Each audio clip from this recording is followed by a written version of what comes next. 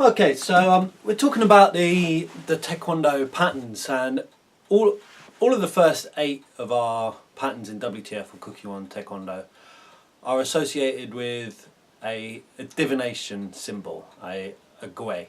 There's 8 of them, pal, so pal gui. There's 8 symbols, and when we look at a textbook such as this one, published by the Kukkiwon, it'll tell us that it'll have about a sentence normally. So it'll tell us something along the lines of taeguk sajang symbolises Jin, one of the 8 divination symbols, which represents thunder, meaning great power and dignity. And then it goes on to tell us which new techniques are introduced and at what level that poomsae is practiced. Is taeguk sajang more associated with dignity and power than any of the others? If so, how? What does that mean in our practice? Is it relevant to your practice? Should it be relevant? Or is it in fact just a nice little bit of Oriental philosophy added on to captivate the imagination of those who want their martial arts to be spiritual and have this kind of esoteric layer to it? In other words, is it just fulfilling the need for a bit of a Orientalist fantasy in the practitioner's imagination? Certainly that's exactly what it did when I first came across these 8 symbols and their relation to these forms that I was in the process of learning. It made me go, wow, there's something really deep. There's another layer here. What is it? And it made me search and do research and look into the I Ching and try to figure this out. And at some point I came to the conclusion I'm not convinced that the authors of these forms actually gave a great deal of consideration to these symbols which purportedly shape the forms that they were creating. I mean, when you look at somebody performing one of these patterns, does it bring to mind, in the case of Sajang, does it bring to mind thunder? Or in the case of Samjang, does it bring to mind fire? You can't really see that when you watch somebody perform, and when you look at the movements contained in the choreography, there's nothing, not entirely nothing, but not a great deal which I see as corresponding to these symbols. Maybe that is irrelevant. I'm going to take a little detour now into sort of deconstructionist or post-structuralist philosophy, if you'll permit me to do so. The reason being that I think, in a very real sense,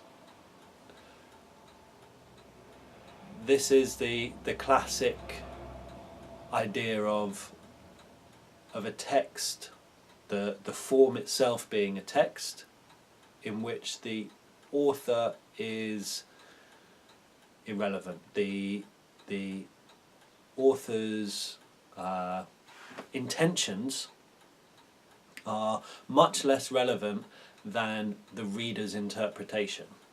And when you really think about martial arts, we are in a constant process of interpreting the text of the art. Text, of course, in this context can refer to a dance performance, a film, a billboard, an image. It can be anything which can be read, and by that, of course, we mean interpreted. The meaning is read into it, and what Jacques Derrida and Roland Barthes were really interested in was this idea that it is active reading of texts which reads meaning into them, rather than the all-powerful, all-knowing author putting the meaning into the text and being the final authority on what meaning is contained in the text. And I think that's a very relevant idea for us as martial artists, because it's up to us through our daily practice to make meaning of whatever it is our teachers have told us. We can be told any of the classic sayings and it's not going to make a darn bit of difference, because it's not going to make any difference unless we find that meaning for ourselves in our own practice. And I think this is a crucial idea. And I think the fact that the 8 symbols associated with the taeguks are divination symbols really highlights this idea of the birth of the reader and the death of the author, if you like. The I Ching is composed for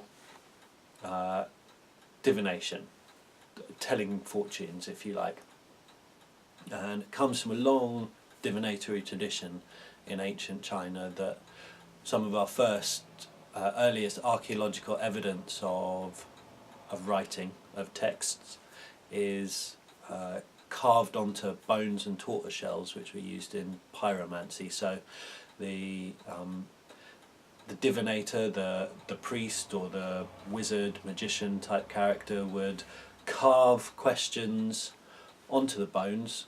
There were holes drilled, and then it was heated either by putting hot rocks on or by putting the bone into the fire. And where the cracks appeared, they would then read the cracks as an answer to their questions.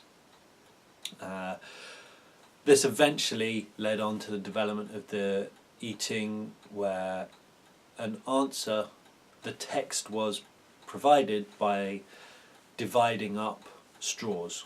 A very long, complicated process which would eventually lead you to having a gui, in this case a hexagram rather than a trigram, and then that transforming into a second hexagram. So we'd have a number of passages of text that would be relevant to the question that was asked. Of course, I can make my point by perhaps a more visceral, if you excuse the pun, idea of divination, of reading entrails. My point is that it is the readership, it is reading meaning into what is given that is significant, rather than the author putting meaning in. And of course, you know, if you slice open an animal and its guts spill out and you read it, is the animal the author of the text? Possibly. Is gravity the author of the text? Possibly. I mean, I suppose within these traditions you would perhaps say that the Tao or the divine or something along those lines is the author, but in a very real sense, with divinatory systems, the author is absent, and what we're left with is the empowerment of the reader to read into. And I think this is very relevant, so bringing it back to our practice of taekwondo. I think it may very well be the case that taeguk ijang doesn't relate to lakes in any real sense of how the form was created and the movements in it. Does that mean that that is irrelevant to our practice? Well, that's entirely up to you.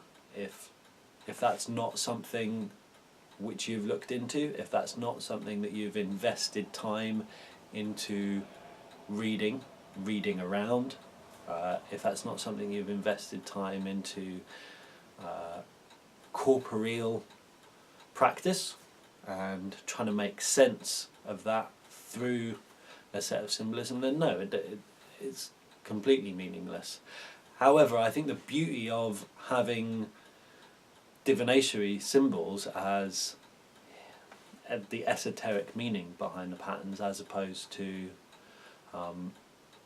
some of the more overtly nationalistic symbolism associated with the Danja poomsae or with General Choi's sets of poomsae, of Tul or Hyung, is that this ambiguity is exactly what enables us to search for the meaning, to find the meaning ourselves in our own practice. And in subsequent videos I'm going to go into that a lot more. I'm going to look at the history of the I Ching, and I'm going to look at what for me in my practice these symbols mean in concrete practical terms. Until then, see you later.